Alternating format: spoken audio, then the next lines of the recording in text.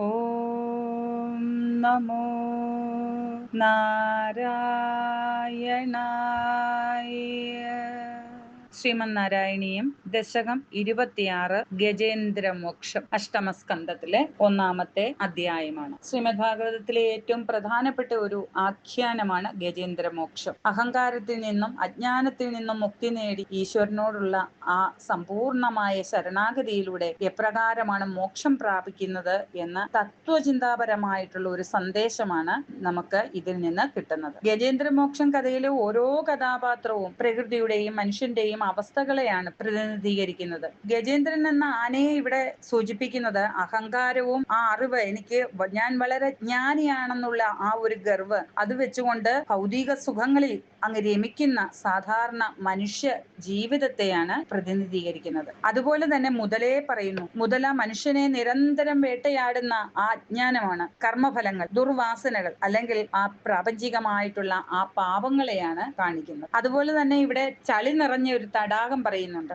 ആ തടാകം ജനന മരണങ്ങളുടെയും സംസാര സാഗരത്തിന്റെയും ആ മായാപ്രപഞ്ചത്തിന്റെ പ്രതീകമായിട്ടാണ് നമുക്കിവിടെ ചൂണ്ടിക്കാട്ടിത്തരുന്നത്. പിന്നീട് പറയുന്നത് താമരപ്പൂവാണ്. അഹങ്കാരം വെടിഞ്ഞ് നിർമ്മലമായ മനസ്സോടെ ഭഗവാനെ വിളിക്കുന്ന ആ ഭക്തിയുടെ പ്രതീകമായിട്ട് ആ താമരപ്പൂവിനെ കാണിക്കുന്നു. അത് ഈ കഥയിലൂടെ പോകുമ്പോൾ നമുക്കത് വിശദമായിട്ട് മനസ്സിലാകും. തത്വചിന്താപരമായ ഉൾക്കാഴ്ചകൾ, ശരണാഗതിയുടെ പ്രാധാന്യം, സ്വന്തം ശക്തിയും ബുദ്ധിയും കൊണ്ട് ഈ ജീവിത അപകടങ്ങളിൽ നിന്നെല്ലാം കരകയറുവാൻ ഗജേന്ദ്രൻ ശ്രമിക്കുകയാണ്. അതായത് ആ ജീവിത അപകടങ്ങൾ, നമുക്കുണ്ടാകുന്ന ആ ജീവിത അപകടങ്ങളാണ് ഇവിടെ മുതലയായിട്ട് വന്നത്. അതൊരു അപകടത്തിൽപ്പെട്ടതാണ് ഗജേന്ദ്രൻ. ആ അപകടത്തിൽ നിന്ന് കരകയറുവാൻ ഗജേന്ദ്രൻ പരിശ്രമിക്കുകയാണ്. തന്റെ മാക്സിമം കഴിവുകൊണ്ട്, തന്റെ ആ ആത്മവിശ്വാസം കൊണ്ട് രക്ഷപ്പെടാമെന്നുള്ള ആ ഒരു വിശ്വാസത്താൽ പരിശ്രമിക്കുകയാണ്. അങ്ങനെ പരിശ്രമിച്ചിട്ട് അവസാനം പരാജയപ്പെടുന്നു. അപ്പോൾ ആ പരാജയപ്പെടുന്ന അവസരത്തിലാണ് സ്വന്തം ആ അഹങ്കാരം പൂർണ്ണമായിട്ടും ഉപേക്ഷിച്ച് ആ ഭഗവാന്റെ പാതാരവിന്ദങ്ങളിലേക്ക് ശരണാഗതി അടയുന്നത്. അപ്പോഴാണ് മോക്ഷം സംഭവിക്കുന്നത്. ആനയുടെ രൂപത്തിലായപ്പോൾ തന്റെ ആ ബലം മുഴുവൻ നഷ്ടപ്പെട്ടപ്പോഴാണ്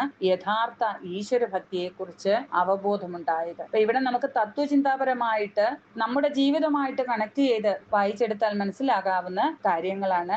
എല്ലാ കഥകളിലൂടെയും നമുക്ക് ആ ഒരു തത്വവിചാരത്തെ ചെയ്യുവാനുള്ള അവസരം നൽകുന്നുണ്ട്. പക്ഷെ നമ്മളിതെല്ലാം കഥ കേട്ട് അങ്ങ് പോവുകയാണ് ചെയ്യുന്നത്. ഇതൊക്കെ ക്ഷേത്രത്തിൽ ചെന്നിരുന്ന് വായിച്ച് അവിടുന്ന് ദക്ഷിണ വാങ്ങിച്ചു പോരുവാനോ, അല്ലെങ്കിൽ ആ ക്ഷേത്രത്തിന്റെ ഓരോ ചിട്ടവട്ടങ്ങളാക്കി അങ്ങനെ മാറ്റി കൊണ്ടുപോകാനോ ഉള്ള ഒരു ഗ്രന്ഥമല്ല. അതിൽ ഈ പ്രപഞ്ചത്തെക്കുറിച്ച് മുഴുവനുള്ള അറിവാണുള്ളത്. അധ്യാത്മജ്ഞാനം ആണ് ഈ ഗ്രന്ഥങ്ങൾ വായിക്കുന്നവർക്ക് ലഭിക്കുന്നത്. നമുക്ക് ഗജേന്ദ്രമോക്ഷത്തിലേക്ക് പോകാം. 1-ാമത്തെ ശ്ലോകം, അഷ്ടമസ്കന്ധം ദശകം 26 ഗജേന്ദ്രമോക്ഷം. ഇന്ദ്രദ്യുമ്ന പാണ്ഡ്യകണ്ഠാദിരാജ ത്വത്ഭക്താത്മാ ചന്ദനാദ്രൗ കദാചിത് ത്വത്സേവായാം മഗ്നധീരാലുലോകേ നൈവാഗസ്ത്യം പ്രാപ്തമാദിത്യകാമം. ഇന്ദ്രദ്യുമ്നഃ പാണ്ഡ്യകണ്ഠാദിരാജ ത്വത്ഭക്താത്മാ ചന്ദനാദ്രൗ കദാചിത് ത്വത് സേവായാം മഗ്നധീഹി ആലുലോകേ ന ഏവ അഗസ്ത്യം പ്രാപ്തം ആദിത്യകാമം. ഇന്ദ്രദ്യുമ്ന പാണ്ഡ്യകണ്ഠാദിരാജ. ഇന്ദ്രദ്യുമ്നൻ എന്ന പാണ്ഡ്യരാജ്യത്തെ രാജാവ്, ഭാരതത്തിന്റെ ദക്ഷിണഭാഗത്തുള്ള ആ പാണ്ഡ്യഖണ്ഡം എന്ന രാജ്യത്തിലെ രാജാവായ ഇന്ദ്രദ്യുമ്നൻ ത്വത്ഭക്താത്മാ, അവിടുത്തെ ഭക്തനായ ഇന്ദ്രദ്യുമ്നഃ, ആ ഇന്ദ്രദ്യുമ്നൻ കഥാചിത് ഒരിക്കൽ ചന്ദനാദ്രൗ, ആ ചന്ദന പർവ്വതം അതായത് മലയ പർവ്വതത്തിൽ ത്വത്സേവായാം മഗ്നധീഹി, അങ്ങയുടെ സേവയിൽ ഭഗവാന്റെ ആ സ്മരണയിൽ ലയിച്ച് ഏകാഗ്രമായ മനസ്സോടെ ഇരിക്കുന്ന ആ ഒരു അവസരത്തിൽ ആദിത്യകാമഹ, അതിഥിയായിട്ട് പ്രാപ്തം വന്നു ചേർന്ന അഗസ്ത്യ മഹർഷിയെ ന ആലുലോക, അദ്ദേഹം കണ്ടതേയില്ല. കാരണം അങ്ങനെ ഭഗവത് സേവയിൽ അങ്ങനെ മഗ്നമായ മനസ്സോടെ ലീനമായിട്ട് ഏകാഗ്രമായിട്ടിരിക്കുന്ന അദ്ദേഹം അവിടെ ആര് വന്നു, എന്താണ് നടക്കുന്നത് എന്നുള്ളതിനെ കുറിച്ചൊന്നും അറിയാതെ അപ്രകാരം ഭഗവാനിലേക്ക് അങ്ങ് ലയിച്ചിരിക്കുകയായിരുന്നു എന്ന് പറയുകയാണ്. ഭാരതഖണ്ഡത്തിന്റെ ദക്ഷിണഭാഗത്തുള്ള പാണ്ഡ്യഖണ്ഡത്തിലെ രാജാവും ഭഗവാന്റെ ഭക്തന്മാരിൽ ഉത്തമനുമായിരുന്ന ആ ഇന്ദ്രദ്യുമ്നൻ ഒരിക്കൽ മലയപർവ്വതത്തിൽ ഭഗവാന്റെ സേവയിൽ അങ്ങനെ മുഴുകിയിരുന്നപ്പോൾ അവിടെ അതിഥിയായി വന്നു ചേർന്ന അഗസ്ത്യ മഹർഷിയെ ഭഗവാന്റെ ആരാധനയിൽ ഏകാഗ്ര മനസ്സോടെ ഇരുന്ന അദ്ദേഹം കണ്ടില്ല എന്ന് പറയുകയാണ് ഈ ഒരു ശ്ലോകത്തിൽ. ഇന്ദ്രദ്യുമ്ന പാണ്ഡ്യകണ്ഠാതിരാജ ത്വത്ഭക്താത്മാ ചന്ദനാദ്രൗ കദാചിത് ത്വത്സേവായാം മഗ്നധീരാലുലോകേ നൈവാഗസ്ത്യം പ്രാപ്തമാദിത്യകാമം. രണ്ടാമത്തെ ശ്ലോകം. കുംഭോദ്ഭൂതി സംഭൃത ക്രോധഭാര സ്തബ്ധാത്മാ ത്വം ഹസ്തിഭൂയം ഭജേതി ശബ്ദാധൈനം പ്രത്യഗാസോപി ലേപേ ഹസ്തീന്ദ്രത്വം ത്വസ്മൃതി വ്യക്തിധന്യം. കുംഭോദ്ഭൂതിഃ സംഭൃത ക്രോധഭാരഃ സ്തബ്ധാത്മാ ത്വം ഹസ്തിഭൂയം ഭജ ഇതി ശപ്ത്വാ അധ ഏനം പ്രത്യഗാത് സഹ അപി ലേഭേ ഹസ്തീന്ദ്രത്വം ത്വത് സ്മൃതി വ്യക്തി ധന്യം. കുംഭോദ്ഭൂതിഹി, ആ കുംഭോദ്ഭവനാകട്ടെ, അതായത് അഗസ്ത്യ മഹർഷിയുടെ മറ്റൊരു പേരാണ് കുംഭോദ്ഭവൻ. അദ്ദേഹം കുടത്തിൽ നിന്നാണ് ഉണ്ടായത് എന്നൊരു കഥ കൂടിയുണ്ട്. അദ്ദേഹത്തിന്റെ ഒരു അപരനാമമാണ് കുംഭോദ്ഭവൻ എന്നത്. അപ്പൊ കുംഭോദ്ഭൂതിഹി, ആ അഗസ്ത്യ മഹർഷിയാകട്ടെ, സംഭൃത ക്രോധഭാരഹ, താൻ വന്നത് അറിഞ്ഞിട്ടും അറിയാതെ തന്നെ മാനിക്കുന്നില്ല എന്ന് കണ്ട് വളരെയധികം സംഭ്രമിച്ച് ക്രോധ ആവേശത്താൽ അദ്ദേഹത്തിന് ശാപം കൊടുക്കുകയാണ് ചെയ്യുന്നത്. അതാണ് പറയുന്നത്, തന്നെ ആദരിക്കാഞ്ഞതിൽ കോപിഷ്ഠനായി സ്തബ്ധാത്മാത്വം, ഇങ്ങനെ സ്തബ്ധനായിരിക്കുന്ന നീ ഇവിടെ സ്തംഭിച്ച് ഇങ്ങനെ പ്രതിമ പോലെ ഇവിടെ ഇരിക്കുകയല്ലേ, നീ ഹസ്തിഭൂയം ഭജായിതി, ആനയായി തീരട്ടെ എന്ന് ശപിച്ചു. ഏനം ശപ്ത്വ, അങ്ങനെ ആ രാജാവിനെ ശപിച്ചിട്ട് അഥ അനന്തരം പ്രത്യഗാത്, അവിടെ നിന്നും പോയി. സഹ അപി, എന്നാൽ ആ രാജാവാകട്ടെ സ്മൃതി വ്യക്തിധന്യം, ഭഗവാനിലുള്ള ആ ഭക്തി അഗാധമായിരുന്നതിനാൽ ഹസ്തീന്ദ്രം ലേപേ, ആ ശാപത്തെ പോലും വളരെ ശ്രേഷ്ഠമുള്ളതാക്കി തീർത്തു എന്ന് പറയുകയാണ്. കാരണം അത്രമാത്രം ഭക്തിയിൽ ലയിച്ചിരിക്കുന്ന അദ്ദേഹത്തിന് ആനയായി തീരട്ടെ എന്ന് പറഞ്ഞപ്പോൾ ആ ആനകളുടെ അധിപതിയായി ഇന്ദ്രത്വം നേടിയെന്ന് പറയണം. കാരണം ആ ആനകളുടെ നേതാവായി ഗജേന്ദ്രനായി ഭവിച്ചു. അങ്ങനെ അദ്ദേഹത്തിന്റെ ആ ഭഗവത് ഭക്തിയാൽ ആർജിച്ച സുഹൃതത്താൽ അദ്ദേഹം ഒരു ഗജരാജനായി തീർന്നു, ഗജങ്ങളുടെ എല്ലാം അധിപതിയായി തീർന്നു. അതാണ് ഹസ്തീന്ദ്രത്വം ലേഭേ എന്ന് പറഞ്ഞത്. അങ്ങനെ ക്രുധനായ ആ മഹർഷി യാതൊരു ചേഷ്ടയും കൂടാതെ സ്തംഭിച്ചിരിക്കുന്ന നീ ഒരു ആനയായി തീരട്ടെ എന്ന് ആ രാജാവിനെ ശപിച്ചിട്ട് അങ്ങ് പോയി. തന്റെ ആ മനുഷ്യജന്മത്തിലെ ഭഗവത് ഭക്തിയാൽ ആർജിച്ച ആ സുഹൃതം കൊണ്ട് ആ ശാപത്തിലും അദ്ദേഹത്തിന് ശ്രേഷ്ഠതയാണ് അനുഭവപ്പെട്ടത്. കാരണം അദ്ദേഹം ഒരു ഗജശ്രേഷ്ഠനായി, ആനകളുടെ അധിപനായി തീർന്നു എന്ന് പറയുകയാണ് ഈ ഒരു ശ്ലോകത്തിൽ. കുംഭോദ്ഭൂതി സംഭൃത ക്രോധഭാര സ്തബ്ധാത്മാ ത്വം ഹസ്തിഭൂയം ഭജേതി ശബ്ദാധൈനം പ്രത്യഗാസോപി ലേഭേ ഹസ്തീന്ദ്രത്വം ത്വസ്മൃതി വ്യക്തിധന്യം. മൂന്നാമത്തെ ശ്ലോകം.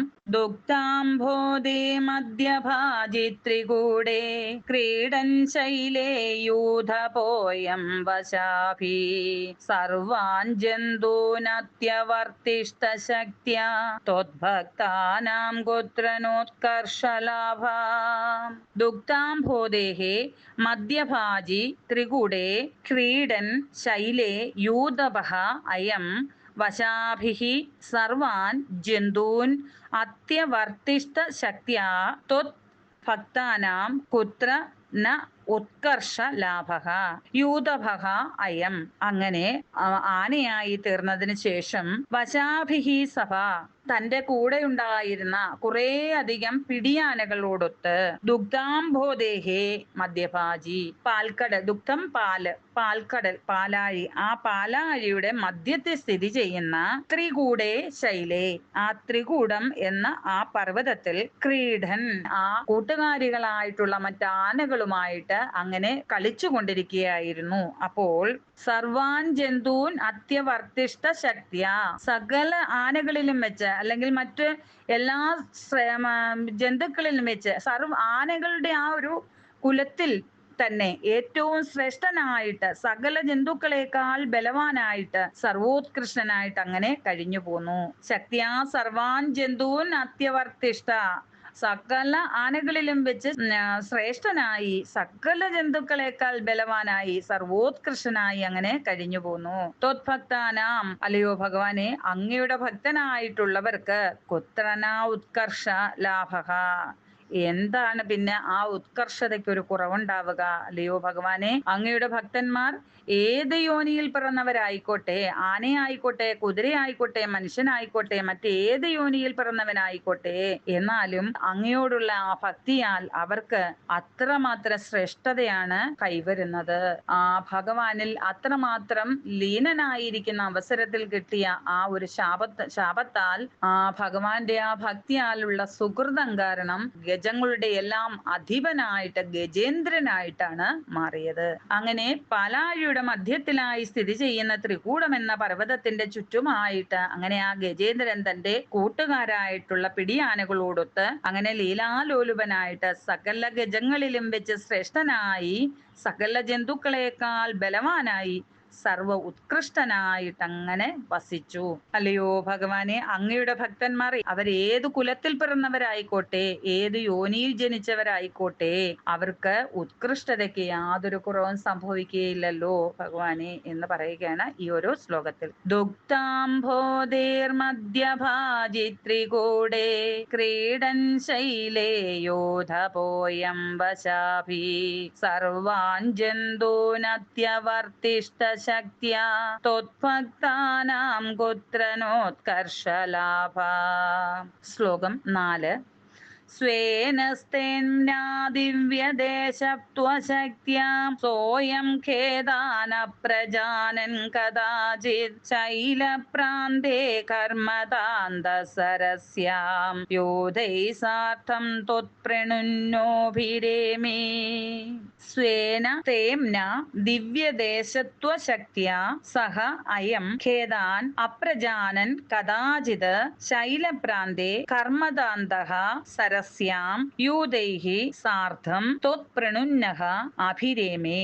സഹ അയം, അങ്ങനെ ആ ആന സ്വേന സ്തേമ്ന, മറ്റൊരു ജന്തുവിനും ഇല്ലാത്ത തരത്തിലുള്ള ആ ഒരു ബലം കൊണ്ടും ദിവ്യദേശത്വ ശക്തിയാ, ആ ദിവ്യ പ്രദേശത്തിന്റെ ആ ഒരു ശക്തിയാലും, അതായത് ആ പാലാഴിയിൽ പള്ളി കൊള്ളുന്നത് ഭഗവാൻ നാരായണനാണ്. അപ്പോൾ ആ ഒരു ദേശം ഒരു ദിവ്യമായിട്ടുള്ള പ്രദേശമാണ്. ആ പ്രദേശത്തിന്റെ ഒരു മഹാത്മ്യം കൊണ്ടും ഖേദാൻ അപ്രജാനൻ, യാതൊരു ഖേദവുമില്ലാതെ, അതായത് തന്നേക്കാൾ ബലം കൂടിയ മറ്റ് ജന്തുക്കളുടെ യാതൊരു തരത്തിലുള്ള ഉപദ്രവങ്ങളെയും ആ ഗജേന്ദ്രൻ അറിഞ്ഞതേയില്ല. അങ്ങനെയിരിക്കെ കഥാചിത്, ഒരു ദിവസം, കർമ്മതാന്തഃ, ആ കർമ്മതാന്തം, അതായത് വേനൽക്കാലത്തെ ആ വെയിൽ കൊണ്ട് അത്യധികം തളർന്ന ആ ദാഹത്താലും അങ്ങനെ പരവശനായി തീർന്ന ആ ഗജേന്ദ്രൻ ശൈലപ്രാന്തേ, ത്രികൂട പർവ്വതത്തിന്റെ ആ താഴ്വരയിലുള്ള സരസ്യാം, ത്രികൂട പർവ്വതത്തിന്റെ താഴ്വരയിലായിട്ട് ഒരു താമരപ്പൊയ്ക ഉണ്ടായിരുന്നു. ആ താമരപ്പൊയ്കയിൽ, ഋതുമത് എന്ന പേരായിട്ടുള്ള ഒരു താമരപ്പൊയ്കയാണ്. ആ താമരപ്പൊയ്കയിൽ ത്വൽപ്രണുന്നഃ, അവിടുത്തെ പ്രേരണയാൽ തന്നെയാകണം, യൂതൈഹി സാർത്ഥം, കൂട്ടുകാരോടൊത്ത്, അഭിരേമേ, ആ പൊയ്കയിൽ ഇറങ്ങി രമിച്ച് രസിച്ചു എന്ന് പറയുകയാണ് ഈ ഒരു ശ്ലോകത്തിൽ. മറ്റുള്ള ജന്തുക്കളെ കൊണ്ടൊന്നും സാധാരണമായിട്ടുള്ള യാതൊരു ബുദ്ധിമുട്ടുകളും ഉണ്ടാകാതെ, തന്റെ ബലം കൊണ്ടും ആ ദിവ്യ പ്രദേശത്തിന്റെ ആ മഹാത്മ്യം കൊണ്ടും തന്നേക്കാൾ ബലം കൂടിയിട്ടുള്ള മറ്റുള്ള ജീവികളെ കൊണ്ടൊന്നും യാതൊരു ഉപദ്രവവും ഗജേന്ദ്രന് ഉണ്ടായില്ല. അങ്ങനെ ഇരിക്കെ ഒരു ദിവസം ഭഗവാന്റെ പ്രേരണയാൽ കൂടിയാകണം, കാരണം ആനയ്ക്ക് ഭഗവാനെ വിളിക്കണമെന്നൊന്നുള്ള ആ ഒരു തിരിച്ചറിവൊന്നും ഉണ്ടാകത്തില്ല. അപ്പൊ അങ്ങനെ ഭവത്പ്രണുന്നഃ, ഭഗവാന്റെ പ്രേരണയാൽ തന്നെയാണ് ഒരിക്കൽ ഗ്രീഷ്മ, ആ വേനൽക്കാലത്തെ വെയിൽ കൊണ്ട് തളർന്ന ഗജേന്ദ്രൻ ത്രികൂടപർവ്വതത്തിന്റെ താഴ്വരയിലുള്ള ഋതുമത്ത് എന്ന പേരായ ഉദ്യാനത്തിലെ തടാകത്തിൽ കൂട്ടുകാരായിട്ടുള്ള ഗജ സമൂഹത്തോടു കൂടി ഇറങ്ങി അവിടെ കളിച്ച് രസിച്ചു കൊണ്ടിരുന്നു എന്ന് പറയുകയാണ് ഈ ഒരു ശ്ലോകത്തിൽ. സ്വേന സ്തേർനാ ദിവ്യദേശത്വശക്ത്യാ സോയം ഖേദാന പ്രജാനൻ കദാചിത് ശൈലപ്രാന്തേ കർമ്മതാന്തസരസ്യാം യൂഥൈ സാർത്ഥം ത്വത്പ്രണുന്നോഭിരേമേ. ശ്ലോകം 5. ഹൂഹൂതാവദ്ദേവലസ്യാഭിശാപാദ് ഗ്രാഹീഭൂതസ്തജ്ജലേ വർത്തമാന ജഗ്രാഹൈനം ഹസ്തിനം പാദദേശേ ശാന്ത്യർത്ഥം ഹി ശാന്തിദോസി സ്വഗാനാം.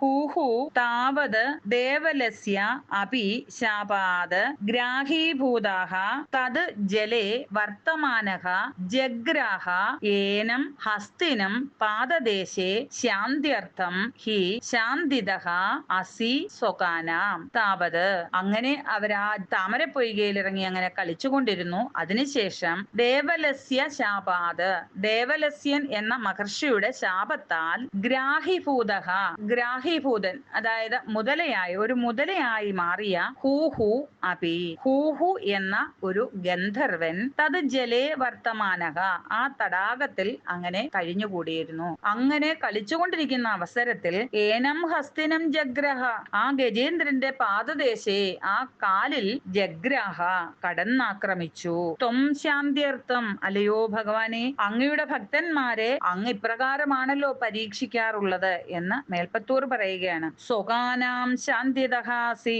അവരെ ആ മുക്തനാക്കുന്നതിന് തൊട്ടു മുമ്പായിട്ട് അല്പം ദുഃഖിപ്പിക്കുക എന്നുള്ളത് അങ്ങയുടെ ഒരു പതിവാണല്ലോ. അതുകൊണ്ടാണല്ലോ അതിനു ശേഷം കാരണം എന്തെങ്കിലും അവശേഷിക്കുന്നുണ്ട് മാലിന്യം അവരുടെ ഉള്ളിൽ എങ്കിൽ അതങ്ങ് മായിക്കോട്ടെ എന്ന് കരുതി അങ്ങനെ ഒരു വേദന ഒരു ദുഃഖ അവസ്ഥയെ കൊടുക്കാറുണ്ടല്ലോ. അതുപോലെ ആയിരിക്കാം ഇപ്പൊ ഇവിടെ ഈ ഗജേന്ദ്രന്റെ കാലയിൽ വല്ല കാര്യമുണ്ടായിരുന്നോ? ഇപ്രകാരം അവര് മര്യാദയ്ക്ക് കളിച്ചുകൊണ്ടിരിക്കുകയല്ലായിരുന്നോ? അങ്ങനെ ഒരു അവസരത്തിൽ ഒരു മുതല വന്ന് കാലിൽ പിടികൂടിയിരിക്കുന്നു. അതും ഒരു വേദന തന്നെയല്ലേ എന്ന് പറയുകയാണ് ഈ ഒരു ശ്ലോകത്തിൽ മേൽപ്പത്തൂർ. ദേവല മഹർഷിയുടെ ശാപത്താൽ മുതലയായിട്ട് ആ തടാകത്തിൽ കഴിഞ്ഞുകൂടിയിരുന്ന ഹൂഹു എന്ന ഗന്ധർവൻ തടാകത്തിൽ അങ്ങനെ ജലക്രീഡ ചെയ്തുകൊണ്ടിരുന്ന ഗജേന്ദ്രന്റെയും കൂട്ടുകാരുടെയും ഇടയിലൂടെ ചെന്ന് ഗജേന്ദ്രന്റെ ആ കാലിൽ കടന്നാക്രമിച്ചു. പിന്നീട് മേൽപ്പത്തൂർ പറയുകയാണ്, അല്ലയോ ഭഗവാനെ അങ്ങയുടെ ഭക്തന്മാരെ എല്ലാം ഇപ്രകാരം തന്നെയാണല്ലോ ചെയ്യുവാറ്. വിഷയാദികളിൽ നിന്നെല്ലാം വിരക്തനാക്കുവാനായിട്ട് അങ്ങ് അവരെ മുക്തരാക്കുന്നതിനു മുമ്പായിട്ട് അല്പം ദുഃഖിപ്പിക്കാറുണ്ടല്ലോ. ഈ ഗജേന്ദ്രനെ ആക്രമിച്ചതും അതിനു വേണ്ടി തന്നെയാണ് അല്ലയോ ഭഗവാനെ എന്ന് പറയുകയാണ്. ഇവിടെ ഹൂഹു എന്ന ഗന്ധർവന് കശ്യപ പ്രജാപതിക്ക് പ്രാത എന്ന ഭാര്യയിൽ ജനിച്ച മകനാണ്. ആ ത്രികുടാചലത്തിന്റെ താഴ്വരയിലുള്ള തടാകത്തിന്റെ കരയിൽ ദേവല മഹർഷി തപസ് ചെയ്തുകൊണ്ടിരിക്കുന്ന അവസരത്തിൽ കുളിക്കുവാനായി തടാകത്തിൽ വന്നിറങ്ങിയപ്പോൾ സ്ത്രീകളുമായിട്ട് ജലക്രീഡ നടത്തിക്കൊണ്ടിരുന്ന ഗന്ധർവൻ വെള്ളത്തിനടിയിലൂടെ മഹർഷി കാണാതെ മഹർഷിയെ ഒന്ന് കളിയാക്കുവാനായിട്ട് ഈ ഗന്ധർവൻ ജലത്തിനടിയിലൂടെ ചെന്ന് അദ്ദേഹത്തിന്റെ കാലിൽ കടന്നു പിടിച്ചു. അത് മനസ്സിലാക്കിയ ദേവലസ്യ മഹർഷി ആ ഗന്ധർവനെ ശപിച്ചു, നീ മുതലയായി തീരട്ടെ എന്ന്. അന്നു തൊട്ട് ആ പൊയ്കയിൽ മുതലയായി വസിക്കുകയായിരുന്നു ഈ ഗന്ധർവൻ എന്ന് പറയുകയാണ് ഈ ഒരു ശ്ലോകത്തിൽ. ഹൂഹൂതാവദ്ദേവലസ്യാഭിശാപാദ് ഗ്രാഹീഭൂതസ്തജ്ജലേ വർത്തമാന ജഗ്രാഹൈനം ഹസ്തിനം പാദദേശേ ശാന്ത്യർത്ഥം ഹി ശാന്തിദോസി സ്വഗാനാം. ശ്ലോകം 6. ത്വൽസേവായ വൈഭവാ ദുർനിരോധം യുധ്യന്തം തം വത്സരാണാം സഹസ്രം പ്രാപ്തേ കാലേ ത്വത്പദൈകാഗ്രസിദ്ധ്യൈ നക്രാക്രാന്തം ഹസ്തിവർയം വ്യഥാസ്ത്വം. ത്വത്സേവായാഃ വൈഭവാത് ദുർനിരോധം യുധ്യന്തം തം വത്സരാണാം സഹസ്രം പ്രാപ്തേ കാലേ ത്വത്പദ ഏകാഗ്രസിദ്ധൈ നക്രാക്രാന്തം ഹസ്തിവർയം വ്യഥാഃ ത്വം. ത്വത്സേവായാഃ വൈഭവാത് അങ്ങയിലുള്ള ആ സേവയാൽ അതായത് ഭഗവത് ആരാധനയുടെ പ്രഭാവത്താൽ വത്സരാണാം സഹസ്രം 1000 സംവത്സരം ദുർനിരോധം ആ യുദ്ധം ചെയ്തുകൊണ്ടിരുന്നു. യാതൊരു ബുദ്ധിമുട്ടുമില്ലാതെ ആ ഗജേന്ദ്രൻ മുതലയുമായിട്ട് അങ്ങനെ മൽപ്പിടിച്ചുകൊണ്ടേ ഇരുന്നു. ആ മുതലയിൽ നിന്ന് രക്ഷപ്പെടുവാനായിട്ട് അങ്ങനെ പരിശ്രമിച്ചുകൊണ്ടിരുന്നു. എന്നാൽ മുതലയാകട്ടെ വിടുവിക്കാതിരിക്കുവാനായിട്ട് മുതലയും പരിശ്രമിച്ചുകൊണ്ടിരുന്നു. അങ്ങനെ സഹസ്ര സഹസ്രം വർഷം കഴിഞ്ഞു എന്നാണ് പറയുന്നത്. തം ഹസ്തീന്ദ്രം, ആ ഹസ്തീന്ദ്രന് പിന്നീട് ത്വത്പദ ഏകാഗ്രസിദ്ധി, അപ്പോഴേക്കും തന്റെ ആ ഒരു ബലവീര്യങ്ങളൊക്കെ കുറയുന്നതായിട്ട് അനുഭവപ്പെട്ടപ്പോൾ, ആ നക്രത്തിന്റെ ആ ശക്തി വർദ്ധിക്കുന്നതായിട്ടും അനുഭവപ്പെട്ടപ്പോൾ ഹസ്തീന്ദ്രന് പെട്ടെന്ന് എപ്പോഴാണോ തീരെ ആരുമില്ല, ഒന്നുമില്ല, ഒന്നുമല്ല എന്നുള്ള ഒരു തോന്നൽ ഉണ്ടാകുന്നത്, ആ സമയത്ത് മാത്രമേ ഭഗവാനെ വിളിക്കത്തുള്ളൂ. അത് എത്ര നിരീശ്വരവാദിയാണെങ്കിലും അവസാന നിമിഷത്തില് ഈശ്വര എന്ന് വിളിച്ചിട്ട്, അവസാനം അത്ര പ്രിയപ്പെട്ടവർക്ക് എന്തെങ്കിലും ഒന്ന് സംഭവിക്കട്ടെ, ആ ഒരു അവസരത്തില് മനംനൊന്തു തന്നെ ഭഗവാനെ വിളിക്കുക എന്നുള്ളത് സർവ്വസാധാരണമാണ്. അതേപോലെ തന്നെ ഗജരാജനൻ തന്റെ വീര്യപരാക്രമങ്ങളെല്ലാം ശോഷിച്ചു പോയി എന്ന് കണ്ട അവസരത്തിൽ ഭഗവാനെ സ്മരിക്കുവാൻ, തന്റെ ആ മുൻകാല ജന്മത്തെ ആ പൂർവ്വസ്മരണ ഗജരാജനിൽ ഉണ്ടായി എന്ന് പറയുകയാണ്. അതാണ് ത്വത്പാദ ഏകാഗ്രസിദ്ധി, അങ്ങയിൽ ഏകാഗ്ര ഭക്തി വരുത്തുവാനായിട്ട് കാലേ പ്രാപ്തേ സതി, ആ സമയമായപ്പോൾ, ആ മതി ഇനിയിപ്പം നിനക്ക് മുക്തി നേടുവാനുള്ള സമയമായി എന്ന് തോന്നിയപ്പോൾ ഭഗവാൻ തന്നെ ആയിരിക്കണം ഇപ്രകാരം ആ ഗജേന്ദ്രന്റെ മനസ്സിൽ ആ ഓർമ്മ വരുത്തിയത് എന്ന് പറയുകയാണ്. ത്വം നക്രാക്രാന്തം വ്യതാഹ, അങ്ങ് അവനെ ആ മുതലയാൽ അതിക്രമിക്കപ്പെടുന്നവനായിട്ട് തീർത്തു. കാരണം ആ മുതലയ്ക്ക് ശക്തി കുറഞ്ഞതുമില്ല, എന്നാൽ ഗജേന്ദ്രനാകട്ടെ അവന്റെ ശക്തി കുറയുകയും ചെയ്തു. അങ്ങനെ ഒന്ന് അവിടെ ഉണ്ടാക്കി തീർത്തത് ഭഗവാൻ തന്നെയായിരിക്കും. കാരണം ഗജേന്ദ്രന് ഇപ്പോഴും ഭഗവാനെ സ്മരിക്കുന്നില്ല, തന്റെ മുൻകാല ജന്മത്തെക്കുറിച്ച് ആ ഓർമ്മ വന്നതേയില്ല. അപ്പൊ ആ ഒരു സ്മരണ ഉണ്ടാകട്ടെ എന്ന് വിചാരിച്ചിട്ടായിരിക്കാം. കാരണം തന്റെ ശക്തിയിൽ മാത്രം വിശ്വസിച്ച്, അതുകൊണ്ട് ആ ശക്തി കൊണ്ട് പോരാടിക്കൊണ്ടിരുന്ന ഗജേന്ദ്രനെ താൻ ഒന്നുമല്ല എന്ന് ബോധ്യപ്പെടുത്തുവാനായിട്ടാകണം അല്ലയോ ഭഗവാനെ അങ്ങ് ഇപ്രകാരം ആ മുതലയെ കൊണ്ട് ആക്രമിപ്പിച്ചത്.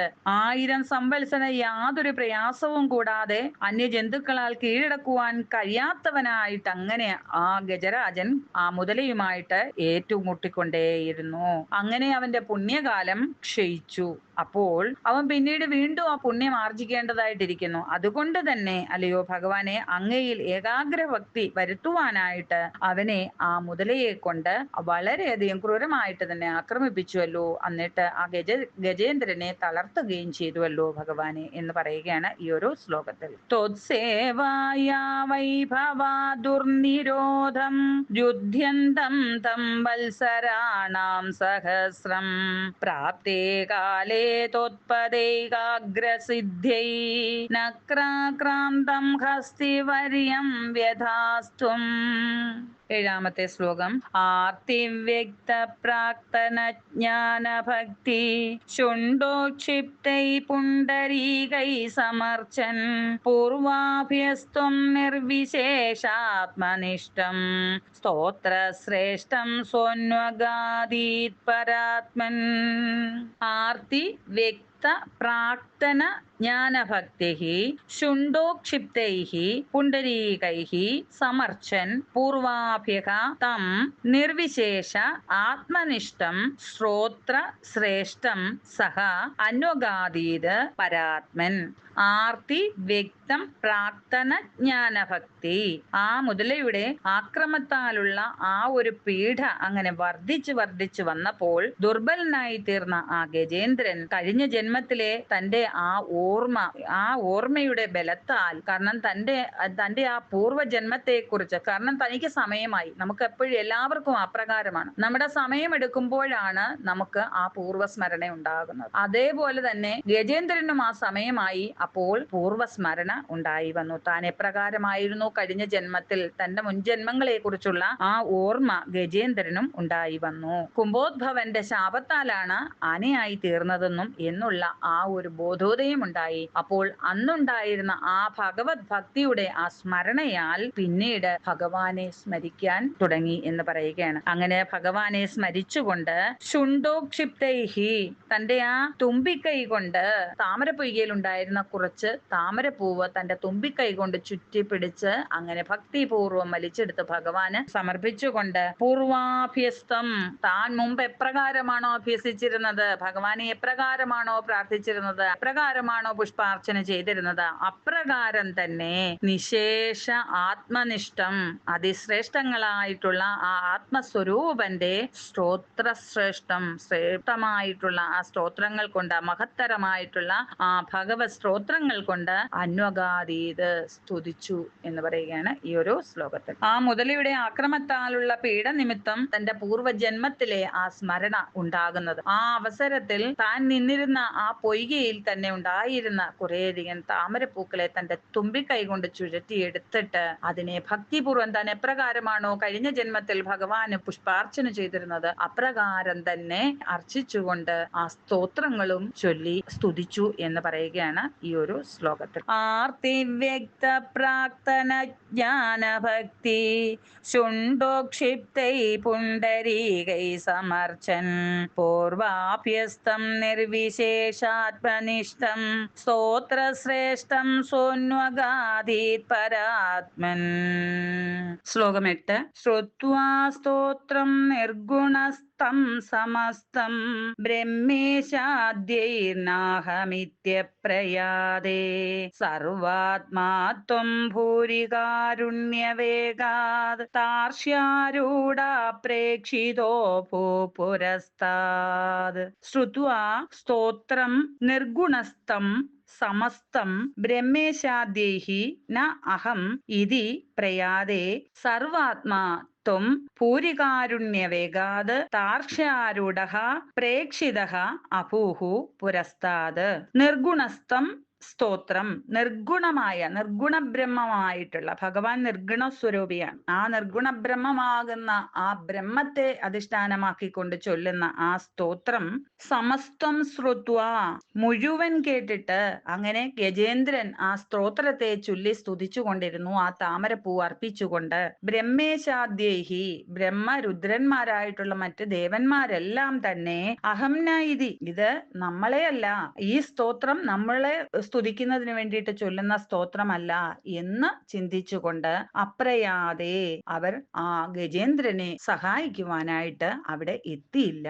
അപ്പോൾ സർവാത്മാത്വം, അല്ലയോ ഭഗവാനെ, സർവാത്മാവിന്റെയും ആത്മാവായിരിക്കുന്ന അവിടുന്ന്, ഈ മറ്റു ദേവന്മാരുടെ ആയാലും സർവചരാചരങ്ങളുടെയും ആത്മാവായിരിക്കുന്ന അല്ലയോ ഭഗവാനെ, അവിടുന്ന് ഭൂരികാരുണ്യവേഗാത് ആ ഗജേന്ദ്രനോടുള്ള ആ വാത്സല്യ അതിരേകത്താൽ ഉടനെ തന്നെ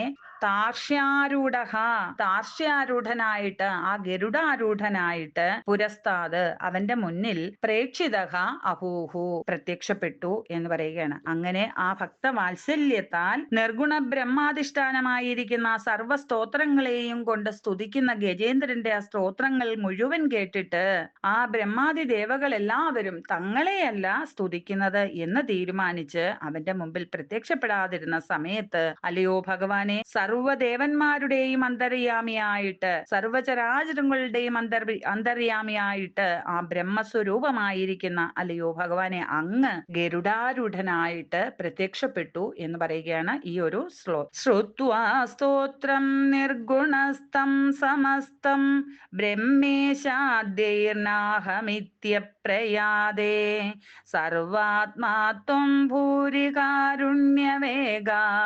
താർഷ്യാരൂഢ പ്രേക്ഷിതോ ഭൂപുരസ്താത്.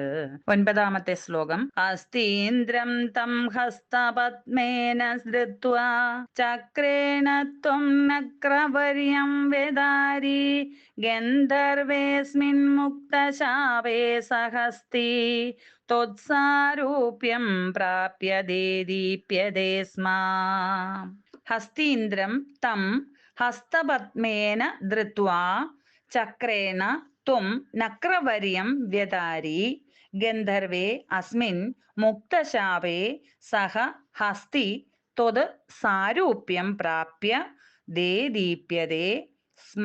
തം ഹസ്തീന്ദ്രം, അങ്ങനെ ആ ഹസ്തീന്ദ്രനെ ഹസ്തപത്മേന ധൃത്വാ ഭഗവാൻ തന്റെ ആ താമര പോലെയുള്ള കൈകളാൽ പിടിച്ച് ഉയർത്തിയിട്ട് ചക്രേണ നക്രവര്യം വ്യതാരി ആ ചക്രത്താൽ, തന്റെ സുദർശന ചക്രത്താൽ ആ ഹസ്തീന്ദ്രനെ പിടിച്ചുയർത്തിയപ്പോൾ ആ കാലിൽ തൂങ്ങിക്കിടക്കുന്നതായിട്ടുള്ള ആ നക്രത്തെ, ആ മുതലയെ തന്റെ സുദർശന ചക്രത്താൽ അരിഞ്ഞു വീഴ്ത്തി. അപ്പോൾ അസ്മിൻ ഗന്ധർവേ, ആ ശാപമോക്ഷം നേടിയ ഗന്ധർവൻ മുക്തശാപേന ആ ദേവന മഹർഷിയുടെ ശാപത്തിൽ നിന്നും മുക്തനായി തന്റെ പൂർവരൂപം പ്രാപിച്ചു. സഹ ഹസ്തി, എന്നാൽ ആ ഗജേന്ദ്രനാകട്ടെ ത്വത്സാരൂപ്യം പ്രാപ്യ ഭഗവാന്റെ ആ സാരൂപ്യത്തെ പ്രാപിക്കുകയും ചെയ്തു. ശംഖചക്ര ഗദാപത്മങ്ങൾ ധരിച്ച ചതുർബാഹുക്കളോട് കൂടിയ ഭഗവാന്റെ സ്വന്തം രൂപത്തെ തന്നെ പ്രാപിച്ചു ആ ഗജേന്ദ്രൻ. അങ്ങനെ ദേദീപ്യതേ സ്മ, അത്രയും ശ്രേഷ്ഠമായ ശോഭയോടെ ആയിത്തീർന്നു. ഭഗവാന്റെ രൂപം തന്നെ സിദ്ധിച്ച അവന് ആ പ്രകാശപൂരിതമായി തീർന്നു എന്ന് പറയുകയാണ് ഈ ഒരു ശ്ലോകത്തിൽ. ആ ഗജേന്ദ്രന്റെ മുന്നിൽ പ്രത്യക്ഷപ്പെട്ട അല്ലയോ ഭഗവാനെ, അവിടുന്ന് തന്റെ കരപങ്കജങ്ങളാൽ പിടിച്ചിട്ട് സുദർശന ചക്രം കൊണ്ട് ആ ഗ്രാഹത്തിനെ ആ മുതലയെ ദേവലശാപത്തിൽ നിന്നും മുക്തനാക്കി. അങ്ങനെ ആ ഗന്ധർവൻ തന്റെ സ്വന്തം രൂപത്തെ പ്രാപിച്ചു. ഭക്തോത്തമനായ ഗജേന്ദ്രനാകട്ടെ ശംഖചക്ര ഗദാപത്മങ്ങൾ ധരിച്ച ചതുർബാഹുക്കളോടുകൂടി ഭഗവാന്റെ ആ സ്വരൂപത്തെ തന്നെ പ്രാപിക്കുകയും ചെയ്തു. അങ്ങനെ ഭഗവാന്റെ പദം പ്രാപ്തമാകുക എന്ന് പറഞ്ഞാൽ സ്വന്തം ഭഗവാന്റെ രൂപത്തെ തന്നെ പ്രാപിക്കാം. അതാണ് സാലോക്യം, സാമീപ്യം, സാരൂപ്യം, സായുജ്യം. അങ്ങനെ 4 വിധത്തിലാണ് മോക്ഷം. ഭഗവാന്റെ ആ ലോകത്തിൽ തന്നെ വസിക്കാം, അതാണ് ഭഗവാനോടൊത്ത് ഭഗവാന്റെ ആ ലോകത്തിൽ തന്നെ വസിക്കാം എന്നുള്ളതാണ് ആ സാലോക്യം എന്ന് പറഞ്ഞാൽ. ഭഗവാന്റെ ആ സാമീപ്യത്തിൽ വസിക്കുക എന്നുള്ളതാണ് ഭഗവത് സാമീപ്യം എന്ന് പറയുന്നത്. ഭഗവാന്റെ സാരൂപ്യം എന്നാൽ ഭഗവാന്റെ അതേ രൂപത്തിൽ തന്നെ ആയി മാറുക എന്നതാണ് ഭഗവത് സാരൂപ്യം എന്ന് പറയുന്നത്. അവസാനം ഭഗവാനെ ചേരുക എമ്പം സായുജ്യമടയുക എന്നും പറയുന്നു. ഹസ്തീന്ദ്രം തം ഹസ്തപത്മേന ധൃത്വാ ചക്രേണ ത്വം നക്രവർയം വ്യദാരി ഗന്ധർവേസ്മിൻ മുക്തശാപേ സഹസ്തി ത്വത്സാരൂപ്യം പ്രാപ്യതേ ദീപ്യതേ സ്മ. 10ാമത്തെ ശ്ലോകം. ഏതദ്വൃത്തം ത്വാം ച മാം ച പ്രഗേയോ ഗായേ സോയം ഭൂയസേ ശ്രേയസേ സ്യാദ് ഇത്യുക്തൈനം തേന സാർദ്ധം ഗതസ്ത്വം ദിഷ്ണ്യം വിഷ്ണോ പാഹി വാതാലയേശ. ഏതത് വൃത്തം ത്വാം ച മാം ച പ്രഗേയഃ ഗായേത് സഹ അയം ഭൂയസേ ശ്രേയസേ സ്യാത് ഇത്യുക്ത ഏനം തേന സാർത്തം ഗതഃ ത്വം ദിഷ്ണ്യം വിഷ്ണോഃ പാഹി വാതാലയേശ. ഏതത് വൃത്തം. അങ്ങനെ ഈ ഗജേന്ദ്രമോക്ഷം എന്ന ആ ചരിതം അത് ഗാനം ചെയ്യുന്നതിലൂടെ ത്വാം ച മാം ച യഹ, എന്നെയും നിന്നെയും സ്തുതിക്കുന്ന ഈ ഗജേന്ദ്രമോക്ഷം എന്ന ഭാഗം പാരായണം ചെയ്യുന്നവർ ഏതൊരുവനുണ്ടോ അവൻ പ്രഭാതത്തിൽ ഗായത് പ്രകീർത്തിക്കുന്നത് സഹ അയം അങ്ങനെയുള്ളവൻ ഭൂയസേ ശ്രേയസേ സ്യാത് ആ മോക്ഷപ്രാപ്തിക്ക് യോഗ്യനായി ഭവിക്കുന്നതായിരിക്കും. ഇത് ഏനം യുക്ത, അങ്ങനെ ഇപ്രകാരം മുക്തനായ ആ പാണ്ഡ്യരാജനോട് പറഞ്ഞിട്ട് തേനസാർത്ഥം അവനോടുകൂടി ദിഷ്ണ്യം ഗത ആ വൈകുണ്ഠത്തെ പ്രാപിച്ചു. ഭഗവാന്റെ ആ പദമായ ആ വൈകുണ്ഠത്തെ പ്രാപിച്ചു. ത്വം വിഷ്ണു, അല്ലയോ ഭഗവാനെ വിഷ്ണു, വദാലയശ ഗുരുവായൂരപ്പ മാം പാഹി, എന്നെ രക്ഷിച്ചാലും. അങ്ങനെ സാരൂപ്യം സിദ്ധിച്ച ഗജേന്ദ്രനോടൊപ്പം പോകുന്ന കൂട്ടത്തിൽ ഗജേന്ദ്രനോടായിട്ട് ഭഗവാൻ ഇപ്രകാരം അരുളി ചെയ്തു. പ്രഭാതകാലത്തിൽ എന്നെയും നിന്നെയും സ്തുതിക്കുന്ന ഈ ഗജേന്ദ്രമോക്ഷം എന്ന ഭാഗം പാരായണം ചെയ്യുന്നവരേതൊരുവനുണ്ടോ അവൻ മോക്ഷപ്രാപ്തിക്ക് യോഗ്യനായി തീരുന്നതായിരിക്കും എന്നിങ്ങനെ മുക്തനായ രാജാവിനോട് പറഞ്ഞിട്ട് അങ്ങ് അവനോടുകൂടി വൈകുണ്ഠ ലോകത്തെ പ്രാപിച്ചു. അപ്രകാരമുള്ള അലയോ ഗുരുവായൂരപ്പ വിഷ്ണു ഭഗവാനെ അവിടുന്ന് എന്നെയും പരിപാലിച്ചാലും എന്ന് പറഞ്ഞുകൊണ്ട് ഈ ഒരു ദശകം മേൽപ്പത്തൂർ ഇവിടെ അവസാനിപ്പിക്കുന്നു. ഏതദ്വൃത്വം ത്വാം ച മാം ച പ്രഗേയോ ഗായേ സോയം ഭൂയസേ ശ്രേയസേ സ്യാദ് ഇത്യുക്തൈനം തേന സാർദ്ധം ഗതസ്ത്വം ദിഷ്ണ്യം വിഷ്ണോ പാഹി വാതാലയേശ. സർവത്ര ഗോവിന്ദ നാമ സങ്കീർത്തനം. ഗോവിന്ദ ഗോവിന്ദ.